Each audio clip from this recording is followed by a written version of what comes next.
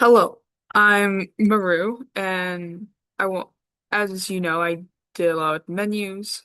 For this one, I am talking about the character selection.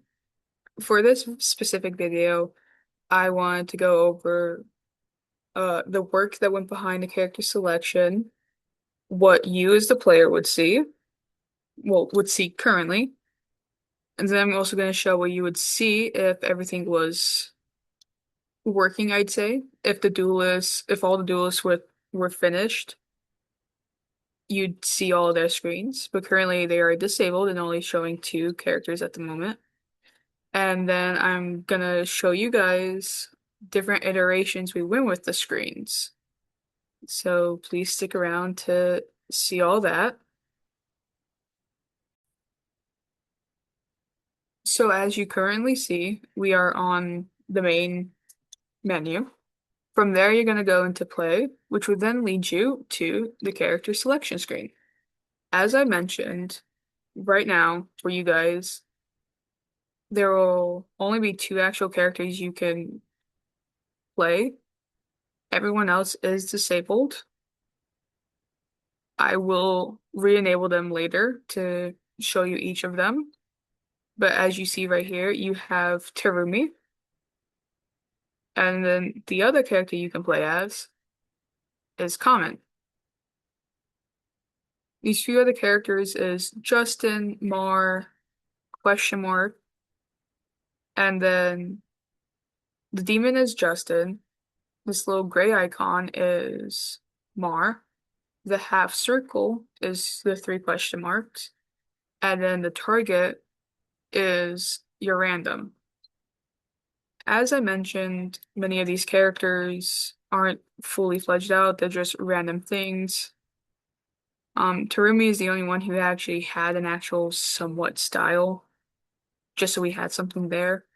The other ones are just things I've taken from Unreal just to place down, be like, hey, look, this is something that you could see.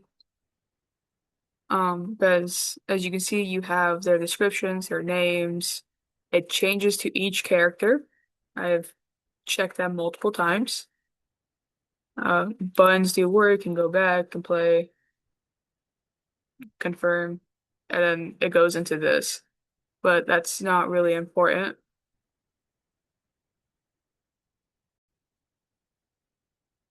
So now with this one, I did it so that all characters are enabled so that you can see them. So again, we have Terumi. Now we have Justin. Just a bit of his background, his information. Yes, he's a demon icon thing. Then we have Mar, still have common. Then we got the question mark. And then with this next one, which is the bullseye target guy, I forgot the name. If you press him, he chooses a different character. So look, Terumi's up. Now we have Justin. Back to Terumi. Common. Terumi, common, Terumi, common. Mar. So it really does just go over what it randomizes. So you might get the character twice, you might get a different character, but yeah, so this is what it would look like if everything was all filled out for them. You'd have all of them unlocked. But currently you just only have two unlocked because those are the only two that are fully completed. But hopefully in the future, we are planning to continue working on this. So in the future, all of them will be unlocked so that you guys do have more to play with. So now I want to go over a bit of things within the editor that we have. So as I've mentioned, everything is kind of separated but also together that they had to be in a specific layout. So for when the code was reading it, it's able to like group them together to actually show them. Because even though it doesn't seem like it, it all relies down to the actual button itself.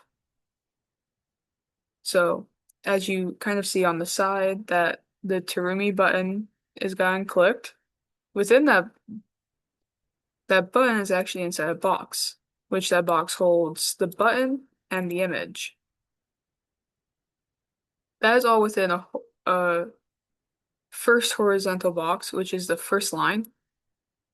So that's Terumi, Justin, and more. The second one holds common, question mark, and the random. So next up, then you have the bio switcher, which is switches between all the stuff that's its children. So it switched between Terumi's, Justin's, Mar, common, question.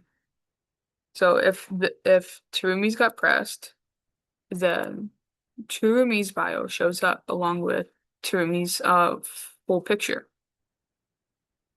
So that would be so Terumi's full would be um their name and their full image. Then you have the background and confirm. But it's the same for all of them. Anything that's full is the name and image. Anything within a horizontal box is the actual buttons that has an image of them. The image is generally supposed to be like a close-up of the face, while the full image on the side is the full image. But again, these are all just things from Unreal, just classical little icons. But next up, what I wanted to show is different iterations that we went through. Oh, specifically, I went through, kind of, you could say. So the first one would have to be test one. As we can see, because originally we wanted on one side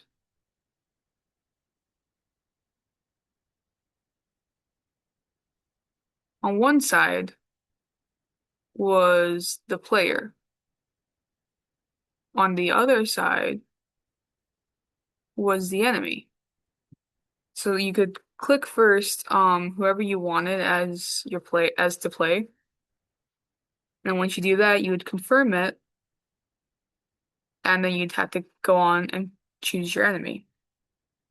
I really didn't know how to do like I'd say the bio for them. So I was gonna have it appear as a tooltip that you could read. But this one was kind of scrapped because it was like, hey, we're running out of time, so we're just gonna have the player choose who they want to be as. So then, which kind of led into another version, which was this one. So you get your player, then you have your back button, your next button. It's kind of what you see already on the final. But it was still a bit iffy, you know. There was a lot more of the things we needed to add, which wouldn't technically fit here currently. So then that would bring us to our full doodle of it. This guy.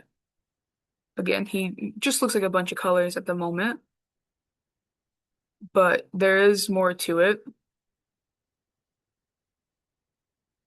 So in this area right here, that is where your name is at. This big section is the full image, so that'd be the full body. Over here is your bio.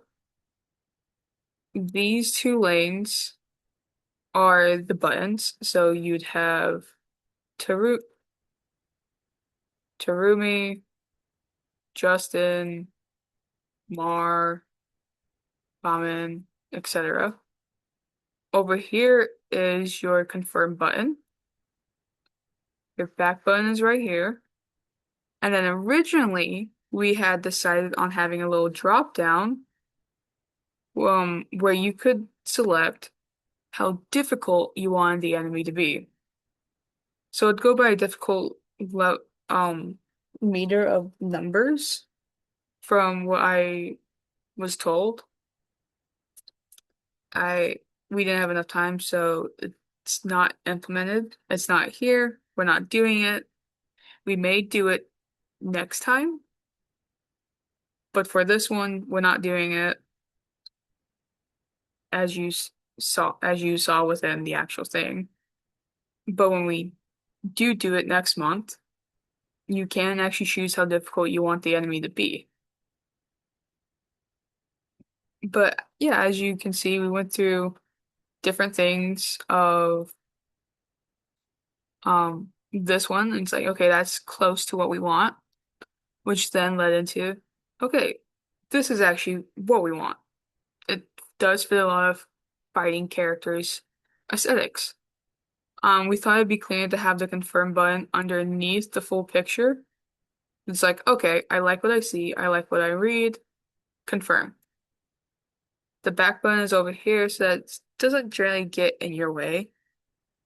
It's there if you do want to go back and you had all your other stuff. But yeah, as you see, this is generally what the character selection is in a nutshell.